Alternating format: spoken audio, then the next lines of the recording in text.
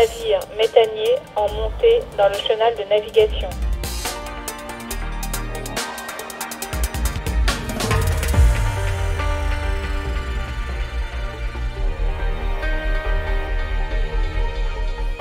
Avant, on pouvait faire un déchargement, puis un rechargement. Et aujourd'hui, déchargement et rechargement se font en même temps. C'est ce qu'on appelle le transbordement.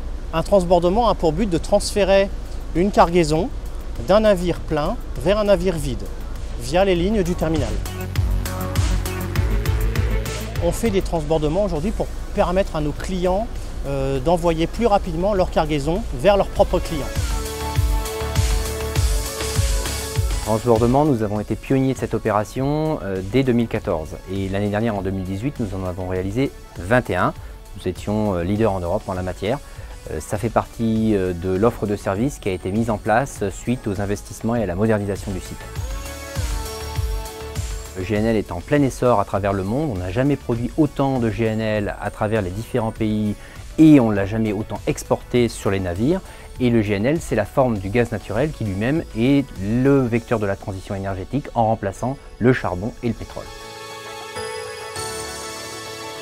Je pense que le gaz à la côte est un outil industriel tel que Montoir qui est extrêmement flexible, a un intérêt pour les clients qui peuvent faire ce qu'ils veulent avec le GNL qu'ils amènent ici.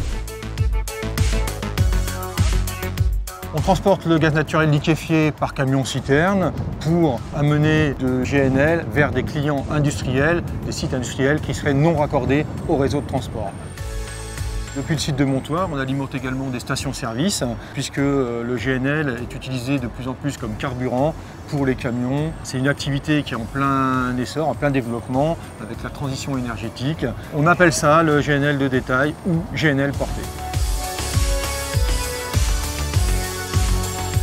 L'idée, c'était de transformer le terminal de Montoir, qui était un terminal de déchargement de quantité de GNL et de transformation de ce gaz liquide en gaz gazeux pour le réseau français, en un hub qui soit capable d'offrir des services très divers, aussi divers que le déchargement, le rechargement, le transbordement, la parcellisation de quantité de gaz, le stockage à travers nos réservoirs, les camions-citernes. Donc se transformer d'une facette de Rubik's Cube en un Rubik's Cube complet.